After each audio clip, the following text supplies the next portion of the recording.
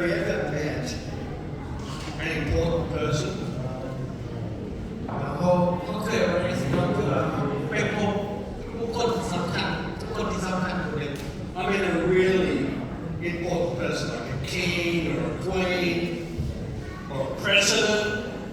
หรือว่าไปพบกับกษัตริย์หรือว่าราชนีหรือว่าประธานอะไร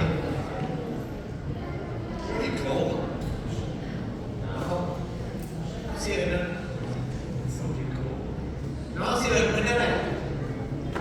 Sir? น้องเสียเงินทานได้บอกน้องเสียเงินได้ Madam? หรือว่า No, it's not. Mr. President? ทานประธานบอก Elder? หรือว่าผู้ปกครอง Pastor? หรือว่าศาสนาจารย์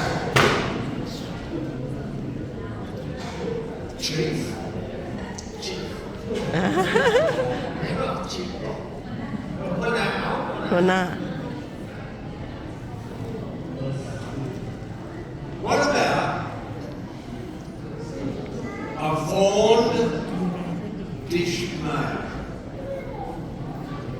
เอาไปสวยแพงเด้อเป็นอะไรแบบนี้ What does it say? A what? What? That's Aramaic. That's what Jesus spoke. นี่ก็คือสิ่งที่พระเยซูบอก When the disciples had the option to ask Jesus a question, เราเมื่อสรุปมีโอกาสเลยถามคำถามถามพระเยซู great teacher, this is what we want to know. เราไม่ได้ถามอาจารย์ว่าอาจารย์ไม่อาจารย์เป็นอาจารย์ใหญ่นะถ้าเราอยากถามคำถามนี้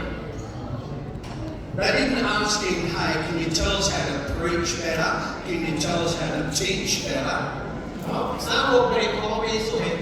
สอนวิธีเทศนาหรือว่าสอนวิธีการส่งข้อมูล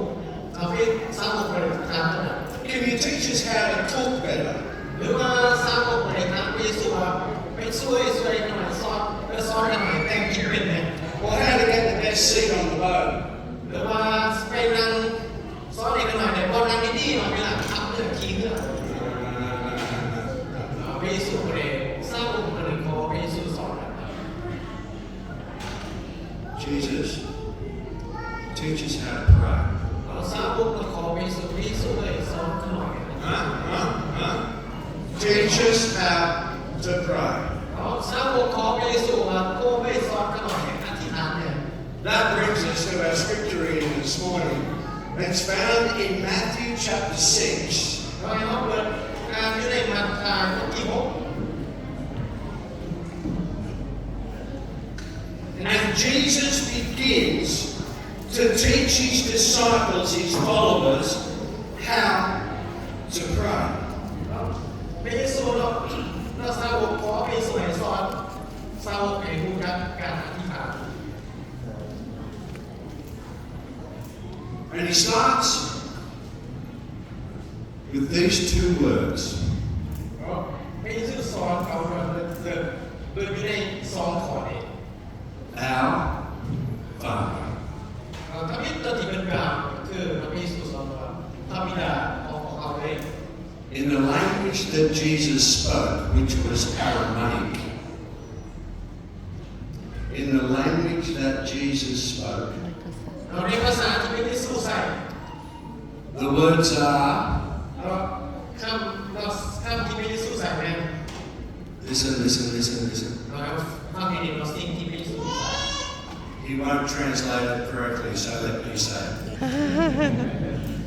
Avond Dishmaya. Say it. Avond Dishmaya. เราบอกตามไม่เป็นหรอกเราวอนดิ ดิชไหม I told you you couldn't pronounce it. Avond Dishmaya. Pater Nostra in Latin. It means our Father. เรานี่เป็นภาษาละตินเนาะภาษาละตินแต่เป็นภาษาลาวเพราะว่าพระบิดาของเขาเลย You and I know it as the Lord's Prayer. แล้วแล้วเขาเวลาเขาอ่านบทนี้เราเขาจะมานี่เป็นคือคำอธิษฐานของพระเยซู But it's not the Lord's Prayer. แล้วนี่ก็เป็นคำอธิษฐานของพระเยซู It's incorrectly named in your Bible. แล้วในพระพี่เราได้หัวข้อแล้วที่มันใส่สำหรับของพระพี่เราเองนะใส่หัวข้อว่าคำอธิษฐานของพระเยซู The Lord's Prayer is in John 17. แล้วคำอธิษฐานของพระเจ้าแท้ๆอยู่ใน 17. ในโยฮันบทที่ This is not the Lord's Prayer. This is the disciples' prayer. 17เราได้พบดีเราได้ประทานปฏิบัติในแมนคำอธิษฐานของสาวก Because this is not a prayer where Jesus is saying, this is how you ask God for things. แล้วนี่โมเมนต์สิ่งที่พระเยซูบอกมานี่เป็นวิธีในการไปขอจากพระเจ้า This is more a statement from God on how to live well.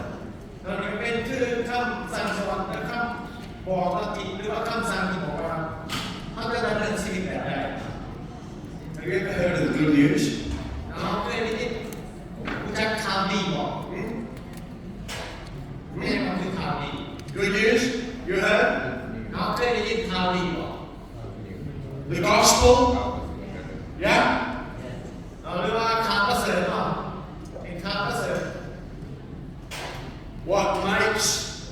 what we worship, the God that we worship, different than every other religion in the world is it's good news, not just good advice.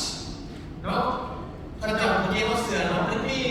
ข่าวดีเนาะหรือว่าข่าวประเสริฐเพราะเป็นคำรับผิดในสอนเราว่าสิ่งที่พระเยซูกล่าวของเขาเนี่ยเพราะเป็นคำแนะนำเราไม่เป็นคำแนะนำแต่ว่ามันเป็นข่าวดีข่าวประเสริฐ The original word for good news is Vientiane. คำเราเข้ามา good news แล้วเรียกว่าข่าวประเสริฐจริงภาษาอังกฤษที่มันกล่าว Vientiane. you carry on You means joyful. เราเข้ามาอยู่นั่นเองหมายถึงความสุขสิ่งที่ดี Angelion means news. เราในการ carry on หมายถึงว่าข่าว Evangelion means good news, joyful news, happy news. แล้วนี่บอกว่าเราความหมายของคำนี้เราข่าวสารที่สุขสิ่งที่ดีข่าวสารที่ประเสริฐ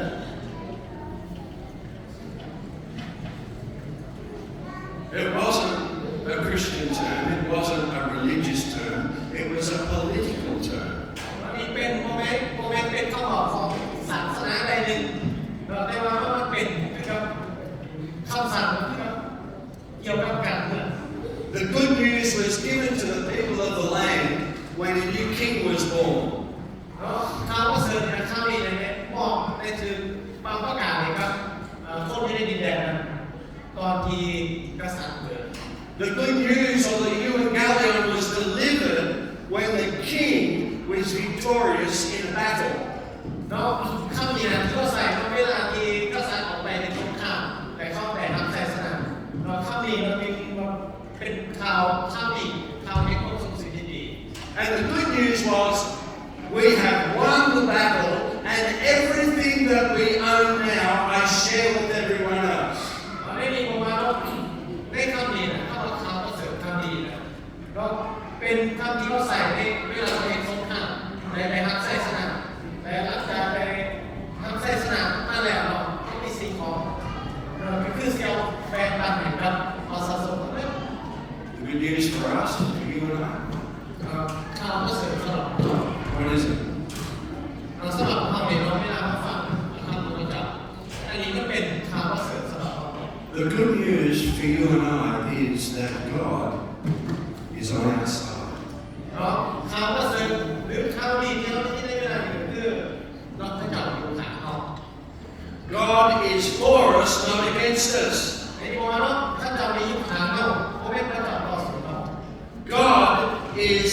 accessible. We can reach Him. เนาะพระเจ้ามีความสามารถเขาถึงได้พระเจ้ามีความสามารถเขาได้ When Jesus said these two words, Adon Bishma, our Father. Just go with our Father. When Jesus says, this is how to pray. พระเยซูบอกว่าที่นี่ก็คือการอธิษฐาน Our Father. ในบอกว่าพระบิดาของเราเว้ย Everyone fronted. ในเวลาเราคนก็ลง You're talking about the God that created the earth. You're talking about the God that we've battled with for over the thousands of years. You're talking about the God that we worship every day. You're talking about the God that we worship every Sabbath. You're talking about the God that we won't even speak His name because it's so holy. คือพระเจ้าองค์นี้ที่คือพระเจ้าที่เราองค์บริสุทธิ์ของทุกคนในสมัยก่อนเนี่ยแม้สิ่งกล่าวสื่อของพระเจ้าเนี่ยก็ยังอย่างที่เราองค์บริสุทธิ์ของพระเจ้าในโลกพระเจ้าเองเรามันอยู่ข้างเรา Our Father, ในพระพระบิดาของเรา our Abba, our Daddy. พอเราพอ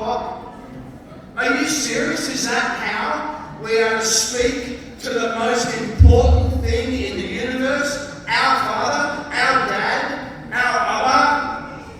เราได้ดีว่าคุณเที่ยวเกิดมาเราพระบิดาเราเป็นกษัตริย์ของจักรวาลเป็นพระผู้สร้างของเราแบบที่ว่าเราเที่ยวเกิดผู้ที่ยิ่งใหญ่แบบนี้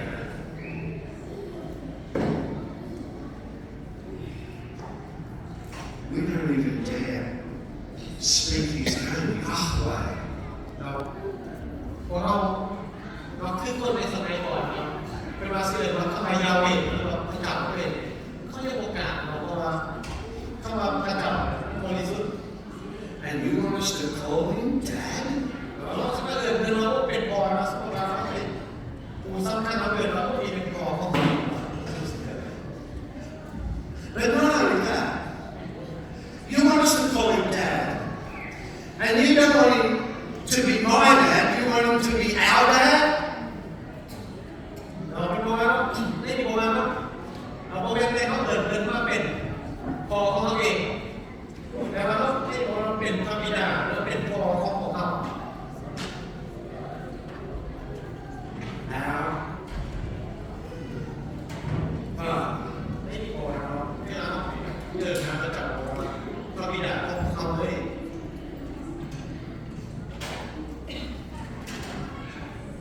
In 72 words, Jesus tells His disciples how to pray. 72 words. มีอยู่72คำเราเล่าไปแล้ว72คำที่พระเยซูสอนสาวกในอธิษฐาน And He begins the prayer with 9 Aramaic letters, 9 Greek letters. It's the same in English. 9 English letters. Avon Bishmael. แล้วได้ดีบอกว่า